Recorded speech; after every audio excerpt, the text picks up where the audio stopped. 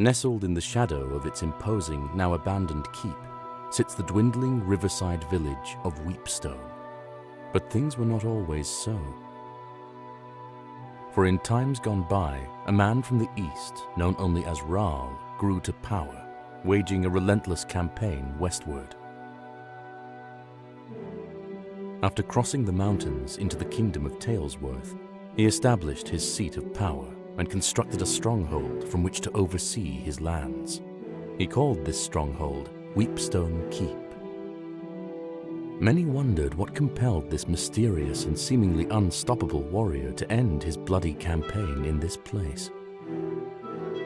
But the years were good to Weepstone and its people, their harvests unfailingly robust, and their industries the envy of neighbors both near and far. However, Raal would not live forever, and upon his death, his lands passed to his eldest son, Byron, and thus began the troubled times.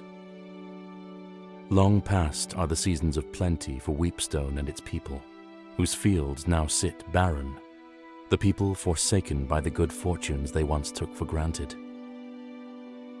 To the astonishment of many, Byron abandoned Weepstone Keep for a modest manor on a hill near the town, and forbade anyone to return to its halls.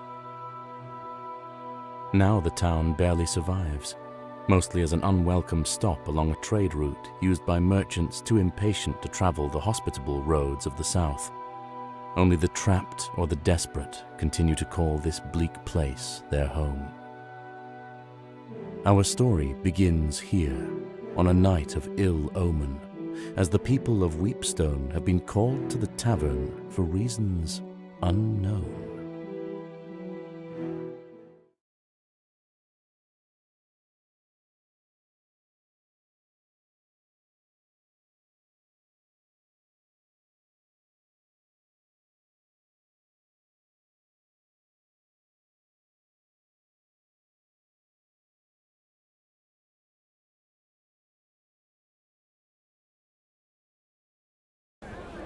Good people of Weepstone, I've summoned you here to discuss a matter of grave importance.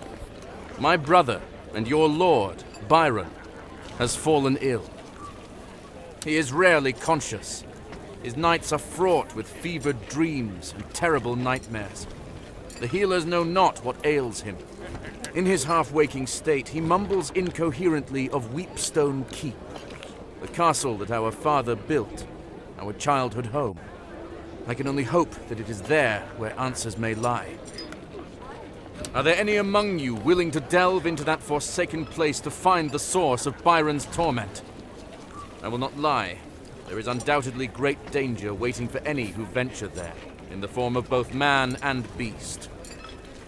While the keep and its contents have been forbidden since our exile, I hereby decree that any brave enough to take on this task may enter, explore, and importantly, keep what they may find within its walls. Who among you will take up this duty? I need 6 volunteers. Please, I would rather not have my hand forced to choose.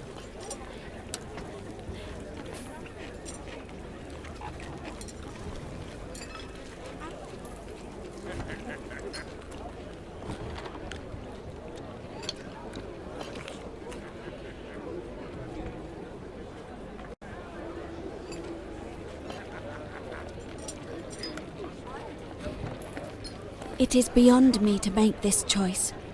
This path has already been chosen for me.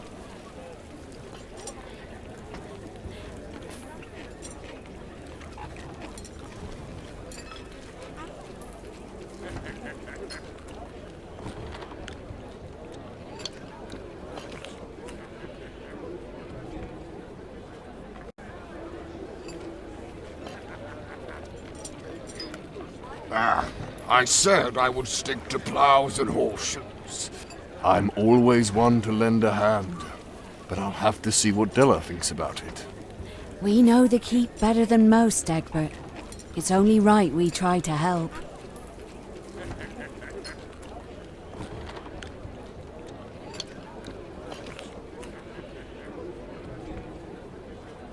Okay. And so the unlikely party set out for the keep, arriving at the gates just as the evening light began to fade.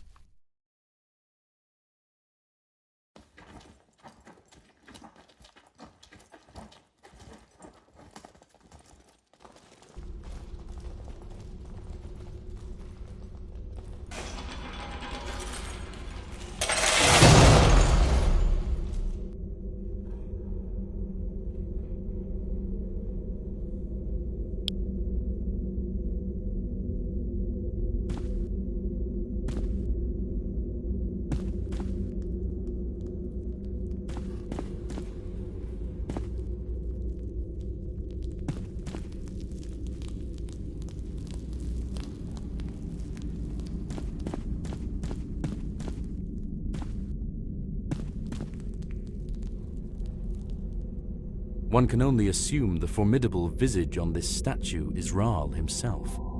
The left hand holds a small shield, while the right hand holds a lion-headed scepter.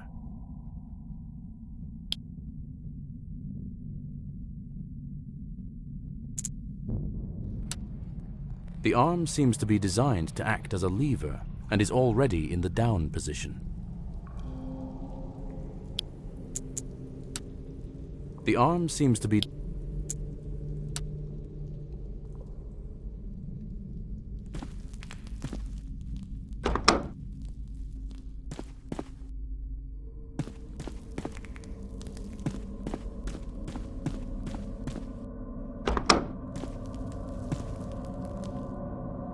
One can only assume the formidable visage on this statue is Rahl himself. There seems to be something missing from this statue's hand, as though it's meant to grip an object.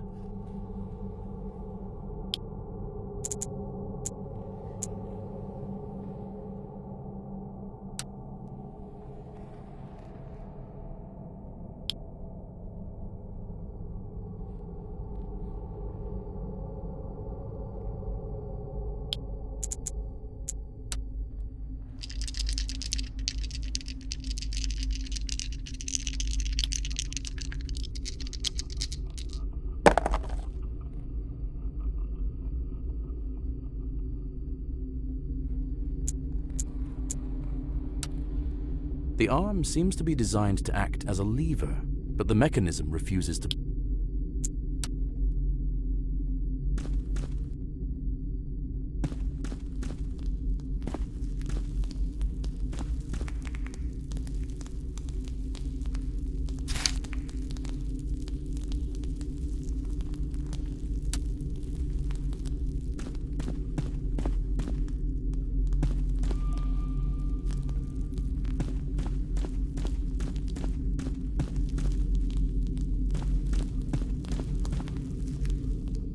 This door is not locked, but it refuses all attempts to open it.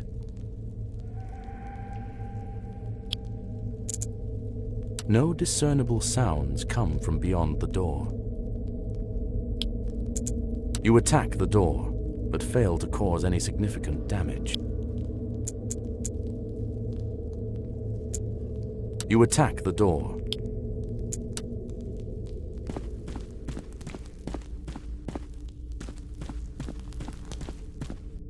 The party lifts with their combined might, but can do little to move the steel portcullis.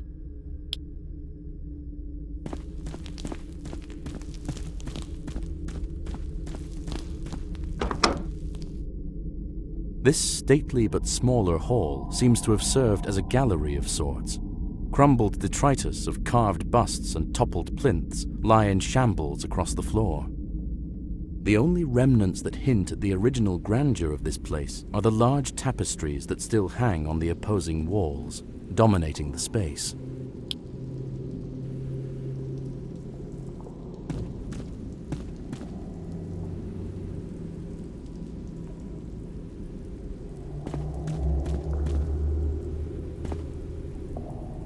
Before you spans a great mural dominating the entire stretch of wall.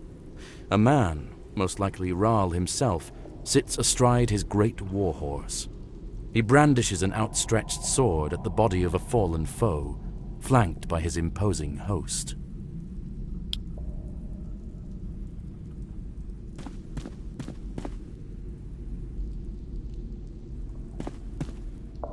Depicted in the mural that spans the length of this side of the hall is the silhouette of a man standing in front of what looks like a calm pool of water. Though at first it appears to be merely a pool in a cavern, the exacting geometric carvings that decorate the hewn stone walls are of unsettling design.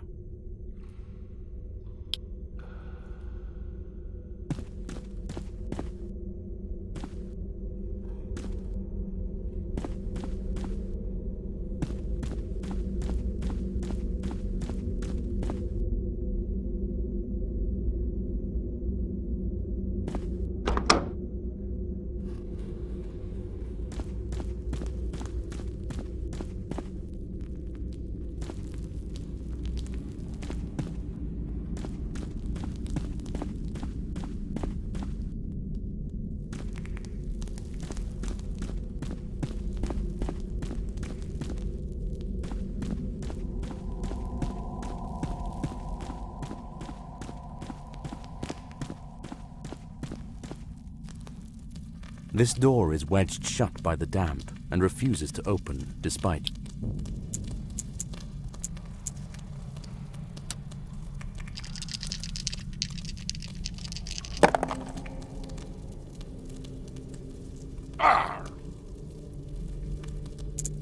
Your weapons and inexperience do little to harm the stout door.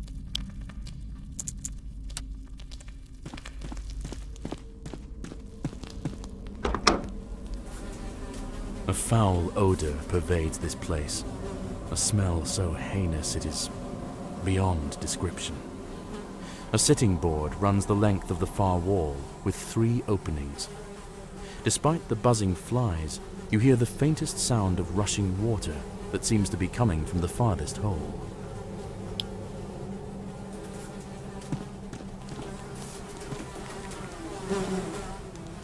Your guts roil.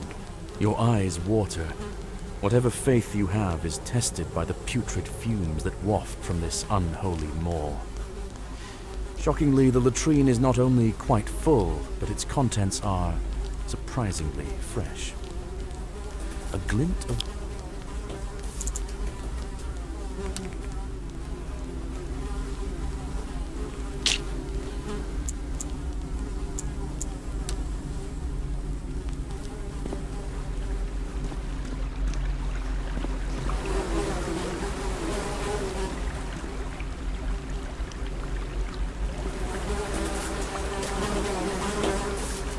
Peering into the opening shows a drop that leads out of sight and into absolute darkness, farther than any sane person would attempt to climb, unless, of course, they wished for certain death. You hear the sound of...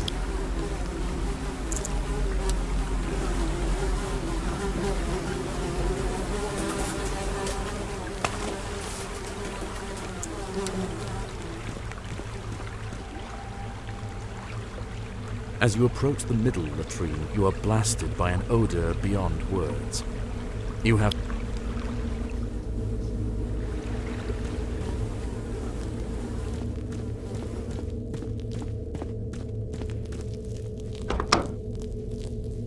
Spartan beds and matching foot chests hint at this room's use as a barrack of some kind.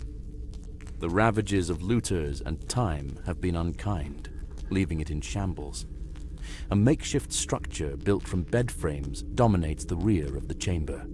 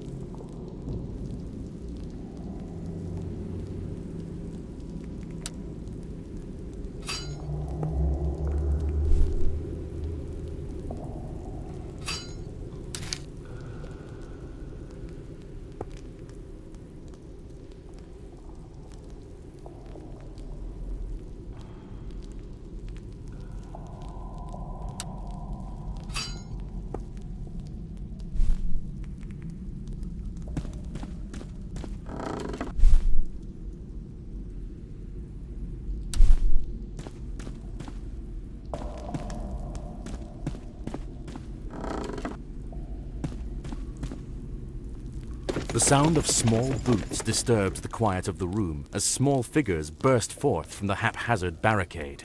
They brandished crude weapons and seemed particularly intent on defending their hideout.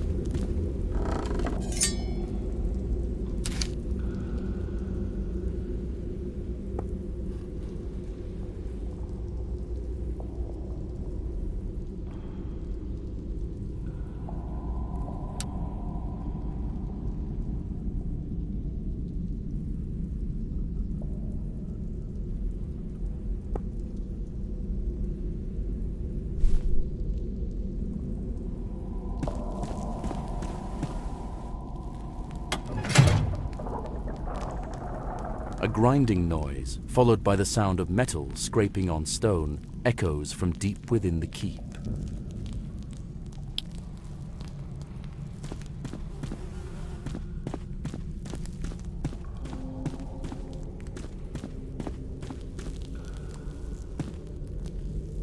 This door is wedged shut by the damp and refuses to open despite your best efforts.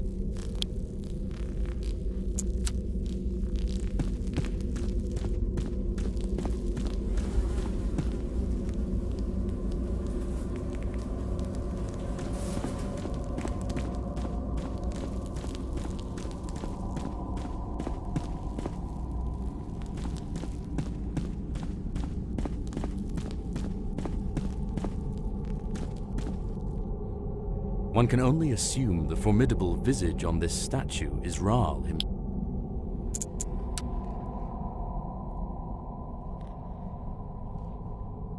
That item doesn't fit into the statue's hand.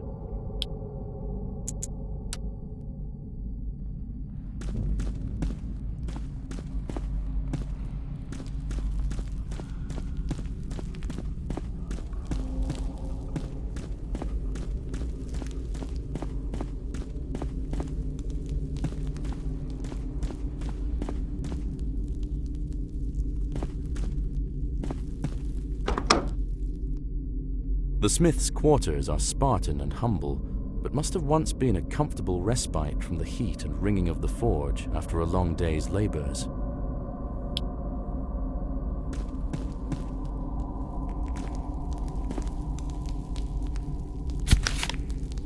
Oh, I'm a daft blasted idiot. I just can't seem to keep my head on straight anymore these days. 1. Forge the armory key for the 3rd time this year. 2. Finish up Lorona's set of fancy daggers. 3.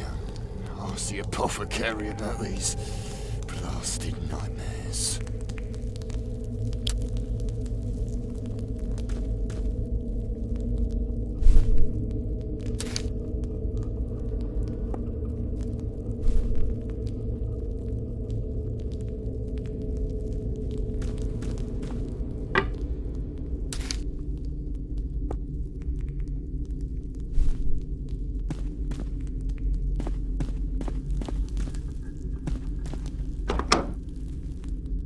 The large forge at the center of this room seems long dormant, but the smell of coke and coal still permeates every inch. Crates, barrels, and scattered ashes are scant reminders that this was once the beating heart of the keep.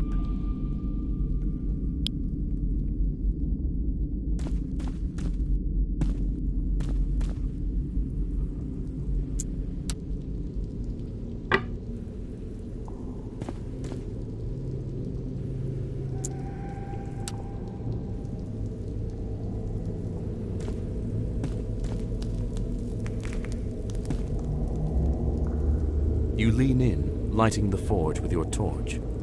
It is indeed lit, but only just.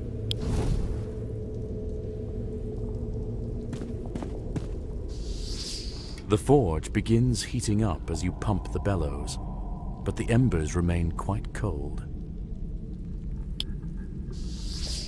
As more air pumps into the forge, you begin feeling some heat.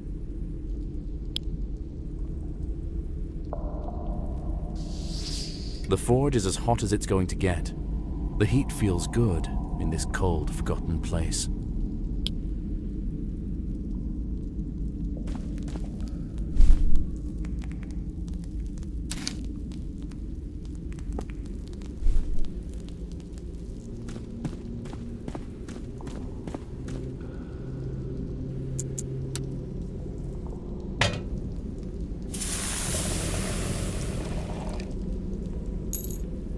As the ingot begins to melt, the steel slowly oozes into the mold.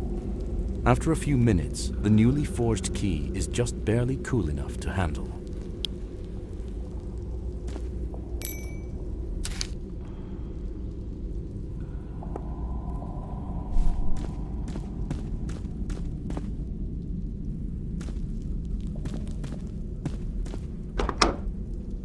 A filthy, disheveled man holding a knife cowers in the corner while eyeing you cautiously. Makeshift bedding and various personal effects lie in disarray. The smell is pungent. What are you lot doing in here?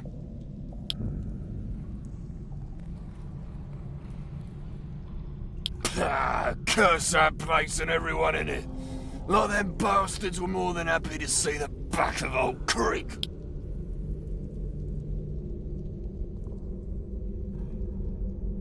Well, I guess there's no accounting for taste. So, mysterious wanderers, what can someone like Old Creek do for you?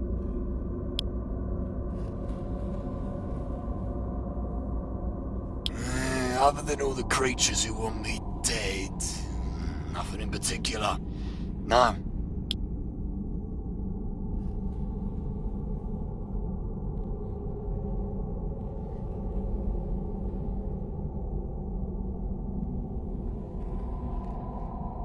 No, would that I were. Old Raw never had to sleep on musty straw and lap up rainwater to slack his thirst. Sure, if you'll have Old Creek.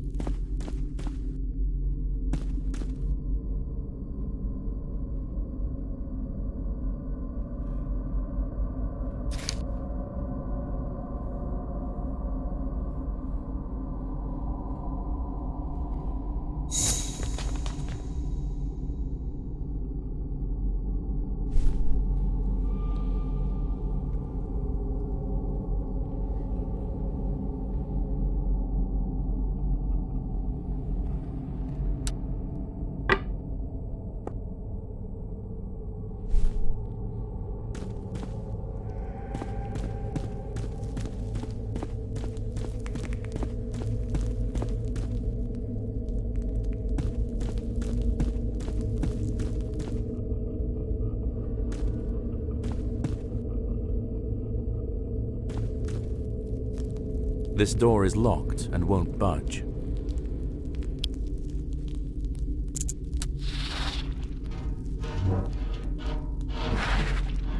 You hear a soft chittering, followed by the clatter of metal on stone.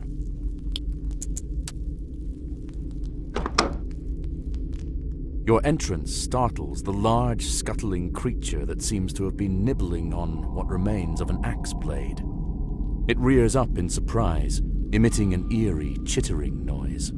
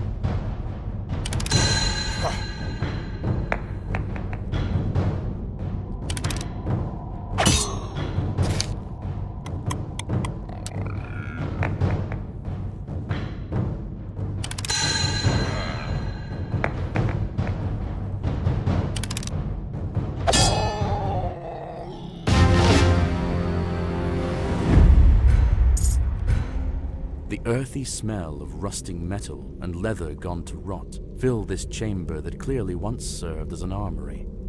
Mouldering armor and rusting weapons sit in chaotic piles, strewn without care and long forgotten.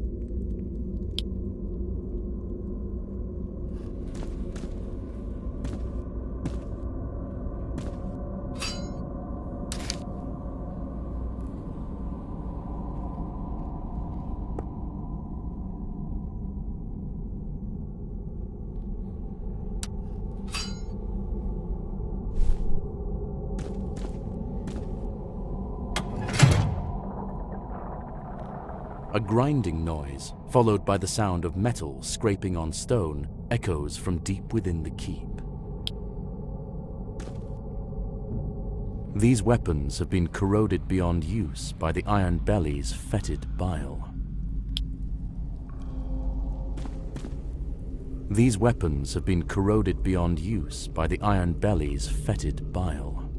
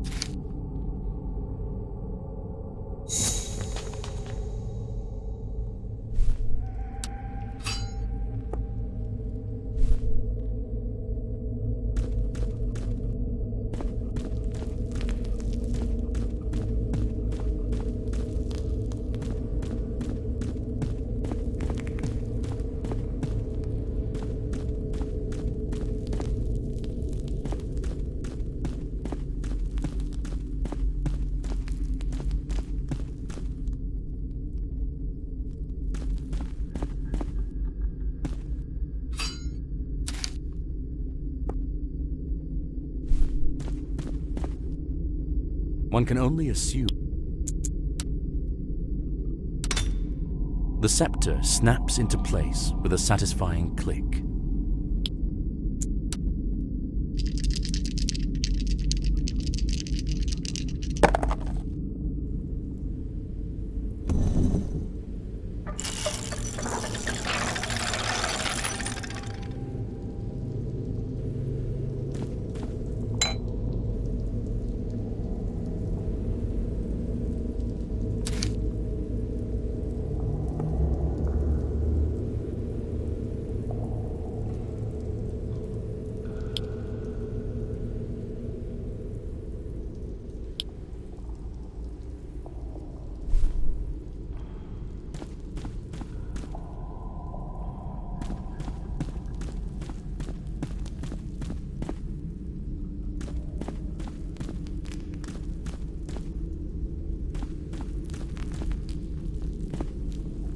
This door is wedged shut by the damp and refuses to open despite your best efforts.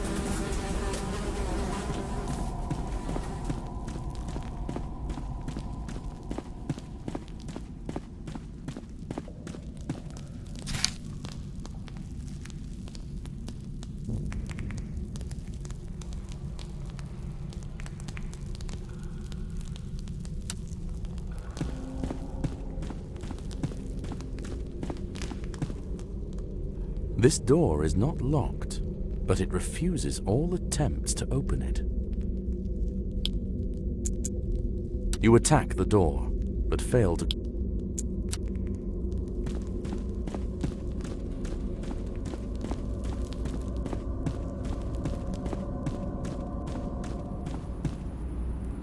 A large, barren courtyard opens before you, complete with mature trees and cobblestone walkways. As you cross the threshold, a sprinkling of pebbles and dust rain down from above.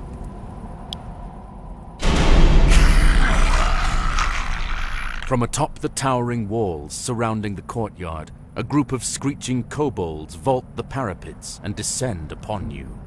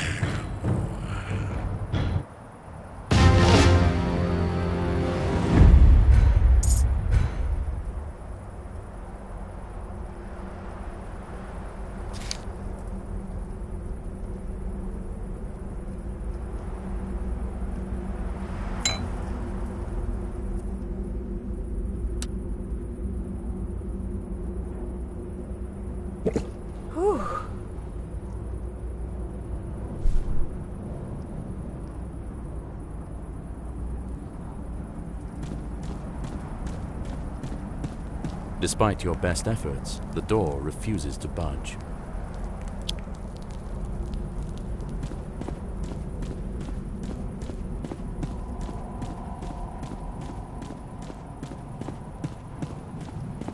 Despite your best effort.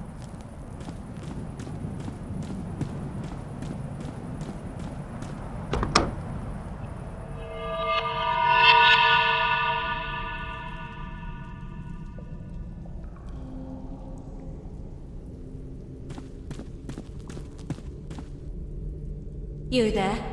Who are you that dares enter this sacred place?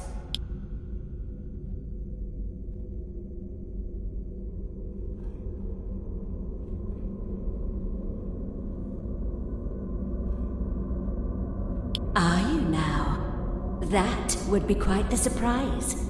I would see you clearer. Come closer.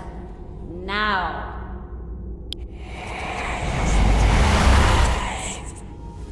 It would be rude to not introduce myself to guests. I am Loronya, the ever-faithful. You say you've come on behalf of Byron. How does he fare? Still a craven, I presume?